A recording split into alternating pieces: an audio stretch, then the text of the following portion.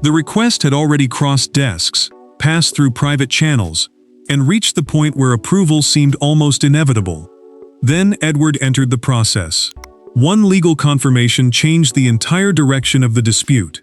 Diana's private files were not available for Camilla to claim, inspect, or redirect. They belonged under William's authority. Edward canceled the request, and what appeared to be a quiet administrative decision instantly became something far more personal. Before we go deeper into what this really means for the royal family, make sure to subscribe so you don't miss a single update.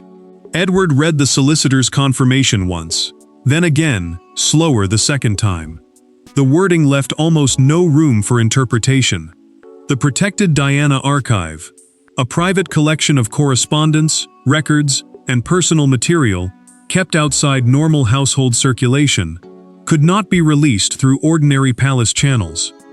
William held the controlling authority. The prince alone could permit access, and Camilla's request carried no power to override that boundary. Camilla had expected delay, perhaps a request for clarification, perhaps another layer of palace procedure. Instead, the queen consort received a cancellation. She studied the page until she reached the line naming William as the controlling beneficiary, the person legally entitled to decide how the material could be handled. Her reaction hardened. This was not a temporary obstacle. It was a closed door, and Edward had been the one to shut it. Edward felt the weight immediately. He placed his pen beside the cancellation paper and sat in silence, fully aware that his decision could be read as a choice between family loyalties. Yet he had not merely passed along legal advice. He had acted on it. By stopping the request himself, he prevented the machinery around Camilla's household from carrying the matter forward under a different interpretation. That distinction mattered because the solicitor's opinion exposed something deeper. For years, assumptions had lingered about who could examine Diana's private records and under what authority. Now those assumptions had been stripped away. Charles could not simply treat them as royal household material. Camilla could not claim access through position. William's control stood apart from rank, ceremony, and court influence. Camilla's frustration turned quickly into suspicion. She wanted to know whether Edward had reached the decision reluctantly, or whether he had already spoken with William before signing the cancellation. That question changed. If the two men had coordinated, then this was no isolated legal judgment. It was a line drawn in advance, and she intended to discover the truth herself. And when Camilla demanded an explanation, the dispute stopped being about paperwork and became a test of exactly where Edward's loyalty stood. For William, the files carried the memory of a mother whose life had been dissected long after her death. For Camilla, they represented something different: unanswered history, uncomfortable passages, perhaps even material capable of reshaping how the past was understood. And Edward now stood between them. What looked like a question of archive ownership had placed three people inside the same emotional conflict, each carrying a completely different reason for refusing to retreat. William received confirmation of Edward's cancellation privately and said nothing at first. The silence lasted long enough to make the weight of the decision clear. Diana's archive, the protected collection of her private letters, records, and personal papers, was not, in his mind, ceremonial property to be passed around according to rank. It was part of his inheritance, tied to memory, family history, and boundaries he believed should have been honored long ago. When he finally spoke, the prince said his mother's papers should never have become an argument in the first place. For him, losing control of even one letter would mean surrendering a piece of Diana's private voice to the same system that had consumed her. Camilla felt the opposite pressure. Her public position had never been higher, yet the rejection reminded her that title did not erase every private boundary inside the royal family. The queen consort could carry ceremonial authority and still be denied access to a part of the past that remained painfully personal to William. She read the decision again, unsettled by how absolute it felt, and the emotional distance between them suddenly seemed wider than any formal role could bridge. Edward understood that distance better than most. He had spent years avoiding dramatic family confrontations, which made his decision to cancel the request especially striking. Then he noticed something that deepened the tension. Camilla's original application had reached beyond formal records. It included selected private correspondence from Diana's later years, material far more intimate than William had realized when the matter first surfaced. Edward knew that discovery could transform suspicion into anger.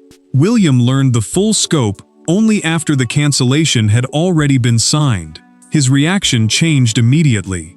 Why, he wondered, had anyone sought access to those letters without coming to him first? The future king did not accuse Camilla openly, but the question stayed with him, heavy and unresolved. Edward could see that the legal dispute had now become a matter of trust. That mistrust pointed backward toward an earlier moment, one that had seemed minor when it happened. To understand why William reacted so strongly, the story must return to the evening when a single request transformed suspicion into certainty. Months before Edward canceled anything, the first warning arrived almost unnoticed. During a private gathering at Windsor, a conversation turned toward historical correspondence connected to Diana. Camilla asked whether several sealed papers might eventually be reviewed for household context. William heard the phrase, looked across the room, and immediately understood its implications. Nothing exploded that evening. No voices rose. But from that moment onward, he began quietly protecting the archive. William had always treated Diana's papers differently from ordinary palace material. Her private archive, a collection of personal letters, records, and correspondence, kept separate from official royal files, carried emotional weight that no administrative label could soften. Those papers belonged to a part of his life shaped by grief, memory, and a mother whose private world had already been exposed too often. The prince understood why historical records sometimes mattered to the household, but he refused to let that argument swallow every boundary. Camilla approached the subject carefully at first.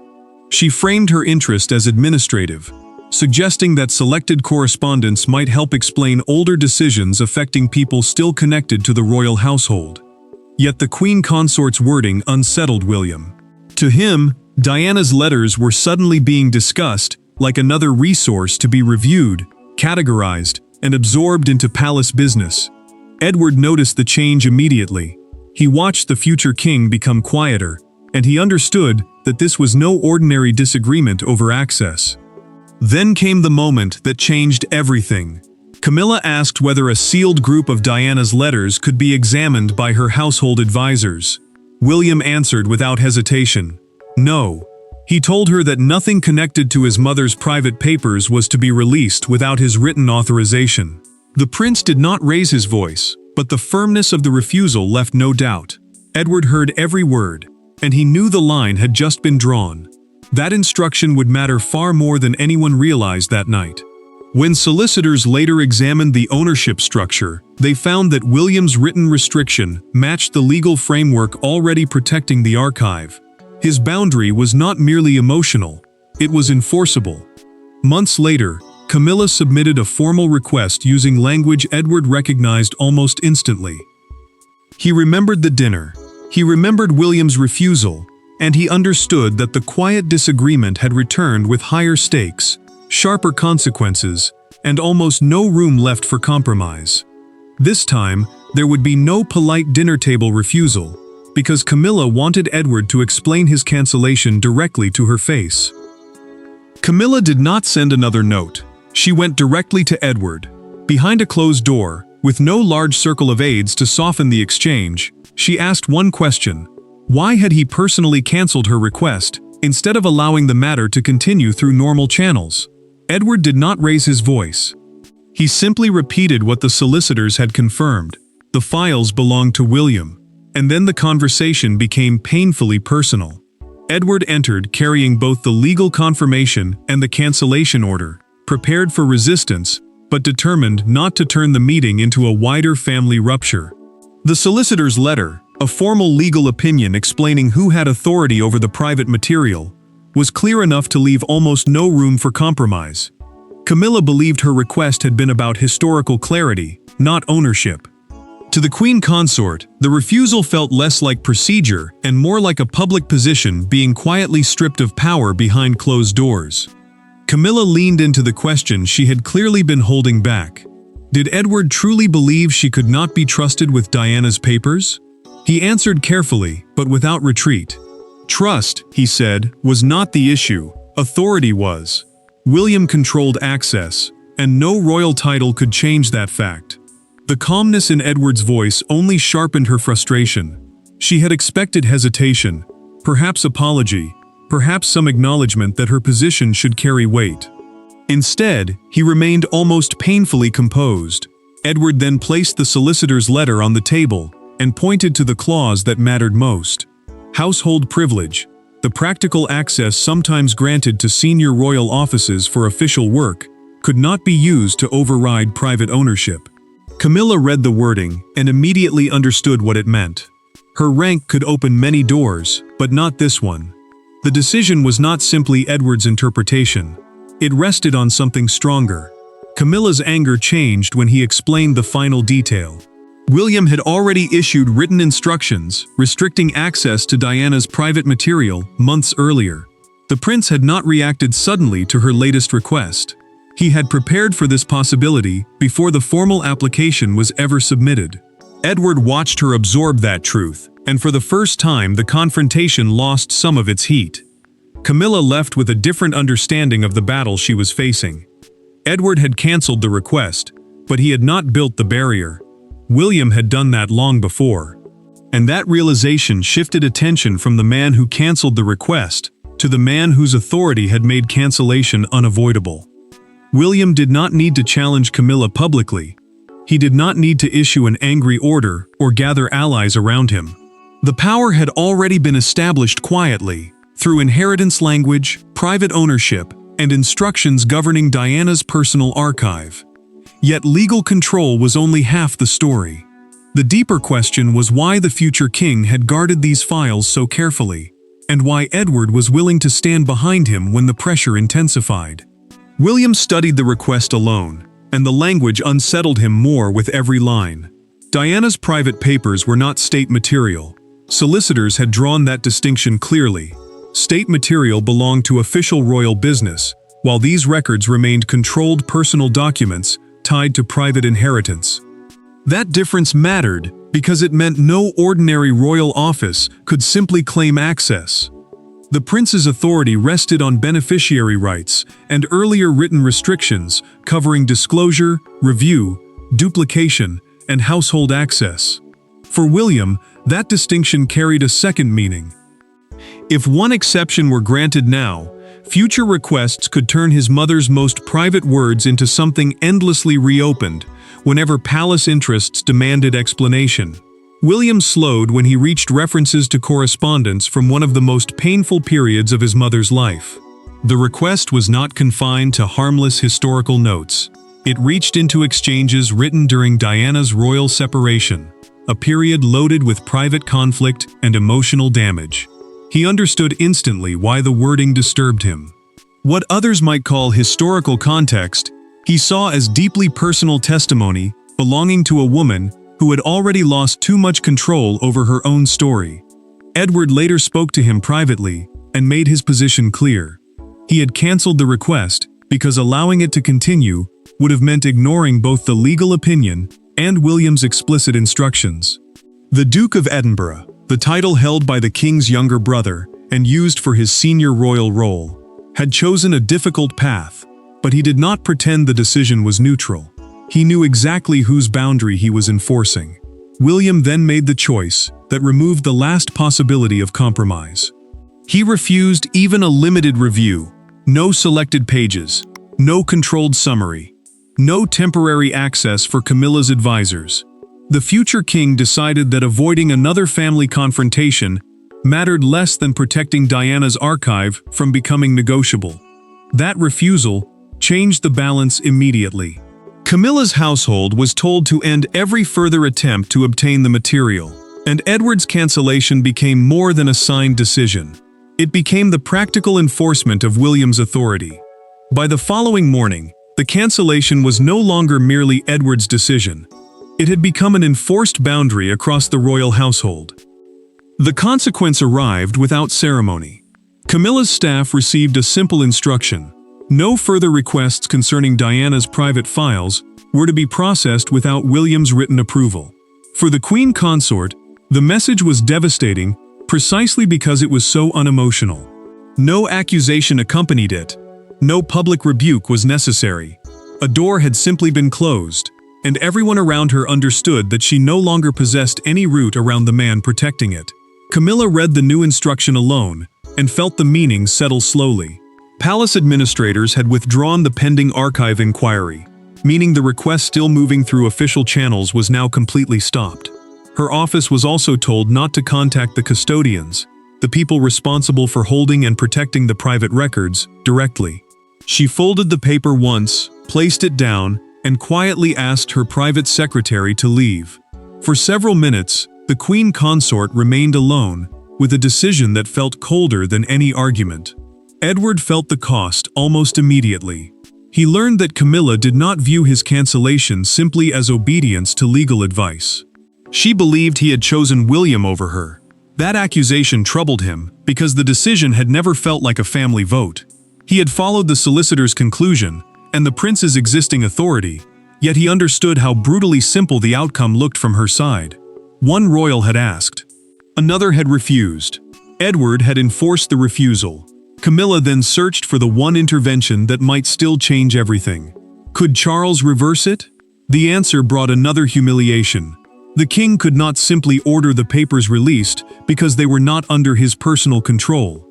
Diana's private material remained legally separate from documents belonging to the crown, and the monarch's position could not erase William's rights. For her, that truth made the closed door feel permanent. William, meanwhile, went further. He quietly requested a complete review of every attempt made in recent years to access Diana-related material. The prince wanted names, dates, reasons, and routes of inquiry. What had begun as one rejected request was now becoming a wider examination of who had been reaching toward his mother's private legacy and why. Camilla could have answered with another memo, another advisor, another formal challenge. She chose none of them. Instead, she sent one unexpected request directly to William, a private conversation, with no aides present. For the first time, the woman seeking the files, and the son, determined to protect them, would have to speak without Edward, solicitors, or palace procedure standing between them.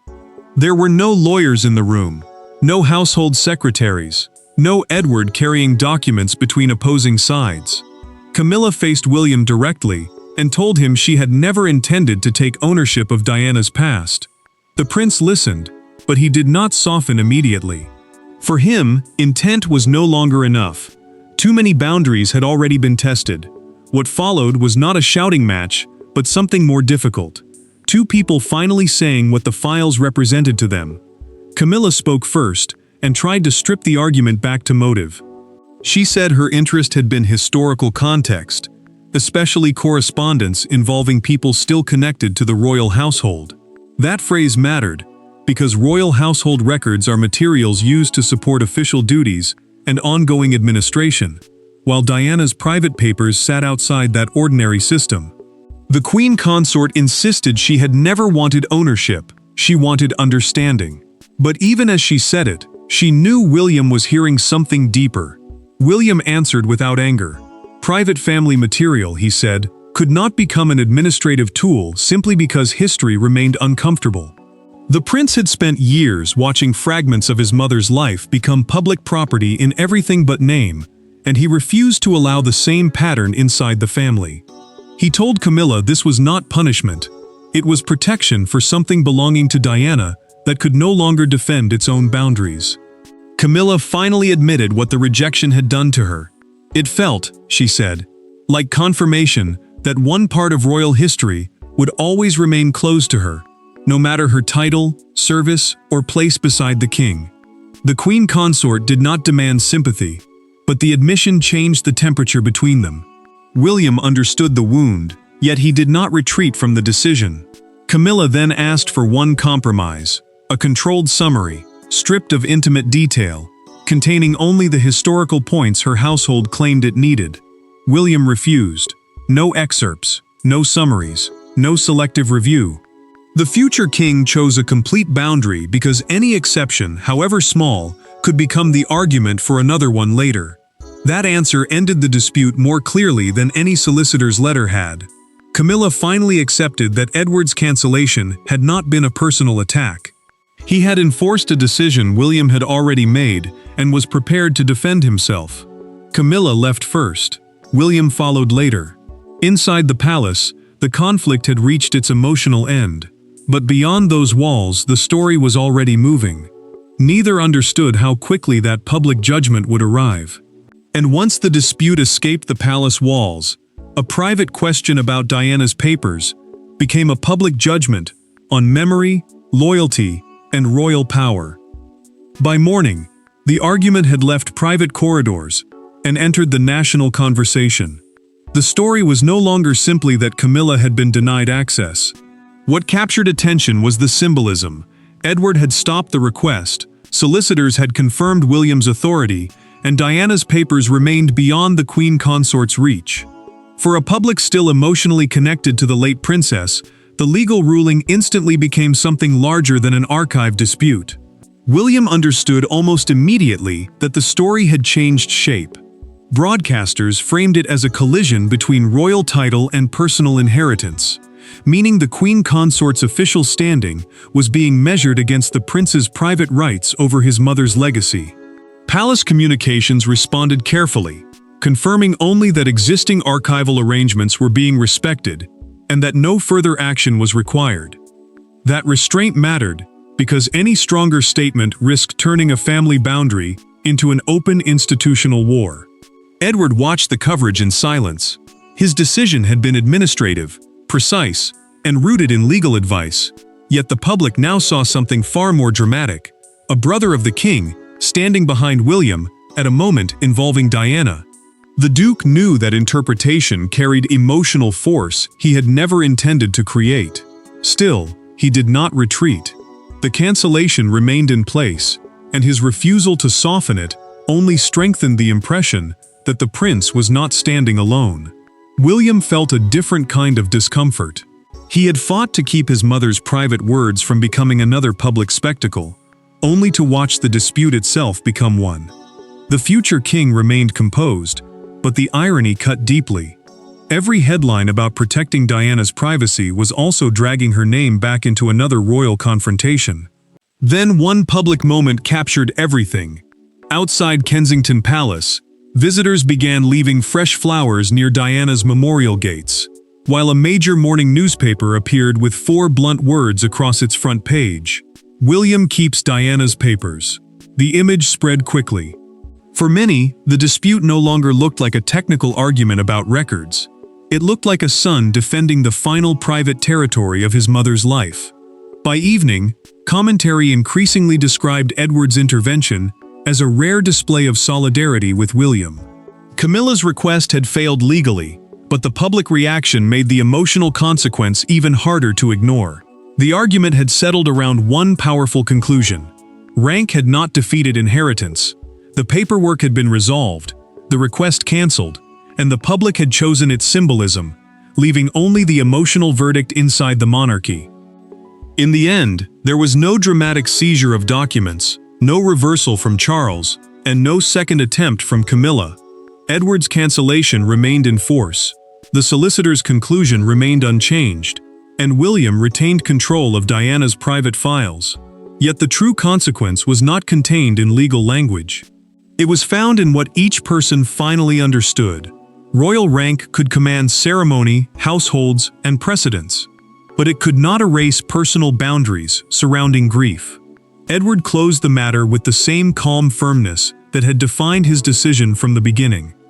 The final notice confirmed that Camilla's request was cancelled and that any future access would require William's explicit authorization. That authorization meant direct written permission from the person legally controlling the material, leaving no independent route through another royal household. For the Duke, the conclusion brought relief, but also sadness. He had followed what he believed was right, yet doing so had pulled him into one of the most personal family disputes of his life. Camilla accepted the outcome without launching another challenge. The queen consort understood that pushing harder would no longer look like persistence. It would risk turning an already painful disagreement into a permanent family rupture. She still carried the sting of exclusion, but she also understood what William had tried to tell her in private. Some boundaries were not created to humiliate her. They existed because grief had limits that rank could not erase. William chose restraint when he could easily have chosen triumph. The prince did not release private details, attack Camilla publicly, or turn Edward's support into a weapon. His final instruction was simple. Diana's papers were to remain protected under the restrictions already in place. That choice mattered because it proved his fight had never truly been about defeating someone else. It was about refusing to let his mother's private voice become another prize in a royal struggle. The verdict was now unmistakable. Edward's cancellation had become less a humiliation of Camilla than a declaration about limits. She remained queen consort. He remained a working royal. William remained Diana's son. And in this conflict, that identity carried a weight no ceremony could outrank. And so the matter ends where William always believed it should have remained, not inside Camilla's household, not inside a palace struggle for access, but with the son determined to ensure that Diana's private voice belonged to no one who had not been given the right to hear it. Thanks for watching. Please don't forget to like and subscribe, and we will see you in next one.